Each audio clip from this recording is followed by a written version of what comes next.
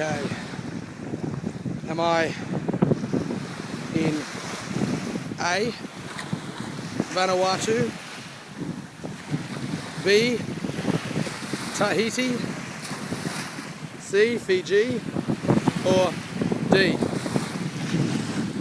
Botany Bay? I'm just over the other side of Botany Bay,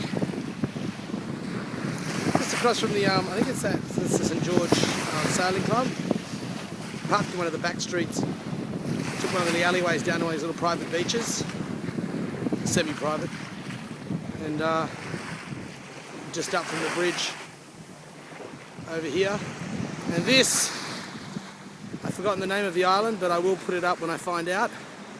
And I think there's endangered terns and whatnot that breed on this island. That's why there's no public access. So I'm okay here. I'm below the tide line, so I'm still not officially on the island, but you're not allowed to go for a walk on there. They've also baited the island for foxes, which is a good thing, keep foxes at bay. And I don't know, the kayak hasn't got a skirt on it, and there's a bit of a swell running, and I was running into the swell and it remained fairly dry, so I'm going to say it handles quite well. I'm a novice, so here you go, and here's some people on their jet skis. Had a good old time.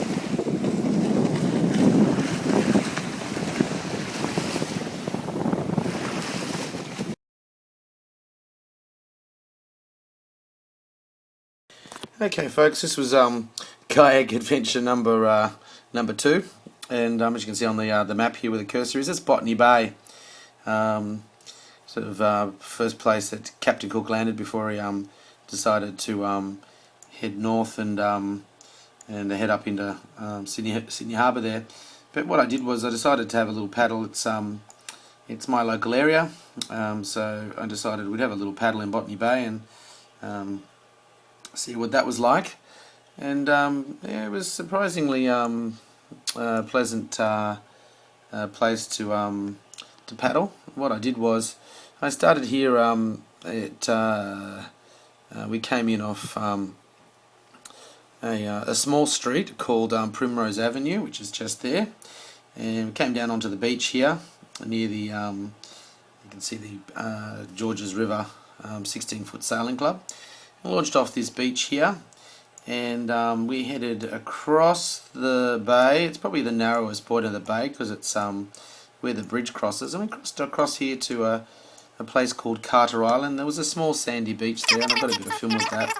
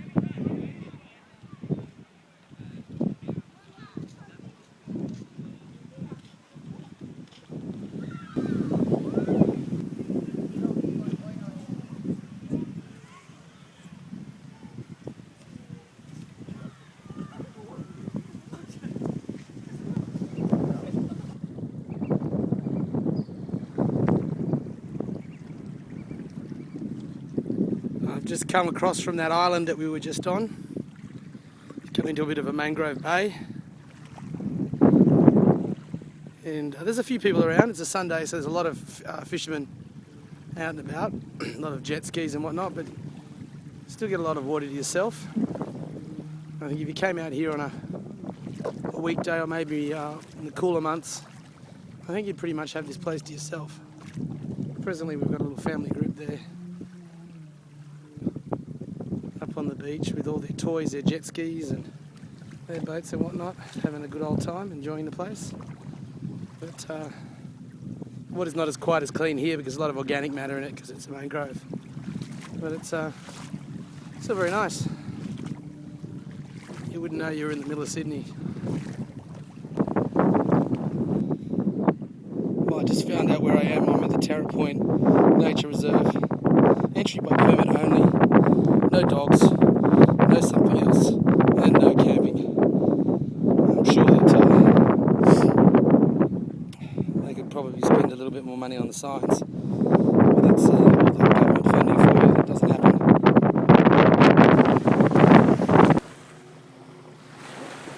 And through there you can see a little bit of a lagoon. It's my understanding that Towra Point Lagoon used to be a freshwater lagoon. It used to have a lot of native freshwater species in it. It's now brackish. As a result of the port works and whatnot, apparently there's quite a bit of erosion, and it allowed the ingress of seawater, and it's destroyed the local fauna, unfortunately. Still looks very picturesque, but probably not a shade on what it was in the past.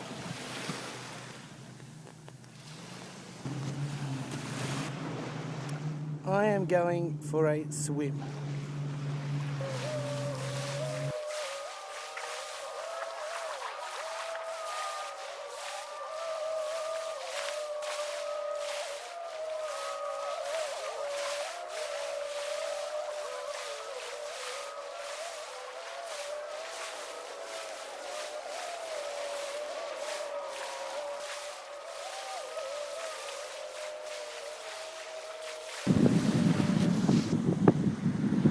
Okay, what's quite amusing about this is there's probably like billions of dollars worth of boats there. All happy that they can get to this beach because yeah, it's quite nice, and you can only get to it by boat. But of course, you can also spend a few $100s on a kayak, and admittedly it takes a little bit more energy to get here. What I've done is I've gone upwind because I'm hoping the wind's sort of blowing across the bay. I'm hoping by going upwind that when I turn downwind it'll blow me home. So I sort of cross the bay diagonally. Well, that's the plan. And we're just across from the runway. And, there are planes coming into land. Can't see that plane because can't see the screen, it's so bright here. But yeah, Towra Point Nature Reserve. Someone's obviously had a rather disastrous day of fishing.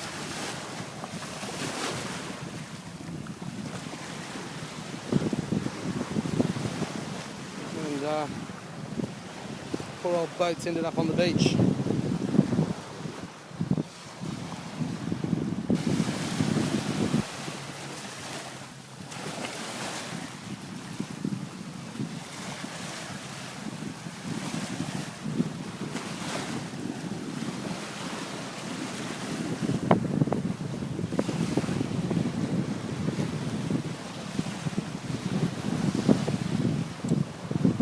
Okay, we're back in the car and had a fairly uneventful trip back across the bay. I'm glad I went upwind and sort of tracked back downwind across and sort of diagonally made my way across because there was a bit of a swell running and it was actually good. The boat was picking up the waves and I was riding along and it was quite a lot of fun. It got a little bit scary at certain points in time. But no. All went well, and had a great day on the water, and yeah, definitely do it again. Sort of explore some of those little bays and have a really good look around. I understand there's an old radar station on the point there and a few other things to look at, so once I know where things are I might go back and have another look. But definitely worth a day of kayaking. Come and see the other side of Botany Bay, up, around sort of on the way to Kurnell. There's a lot of stuff to see and do, and it's in Sydney. It's easy to get to. So see you next time. Yes, another thing that is fantastic about your your .65 kayaks from Sweden is that apart from the fact that they're modular like IKEA furniture, is that they're all named after alcoholic beverages, and mine's called Martini, but there's another one called Tequila. They're all different names of cocktails, so that's really quite appropriate for me anyway. And the front hold of it's almost purpose-built for ice and a 6-pack of beer. So next time, that is definitely going to happen. Bye.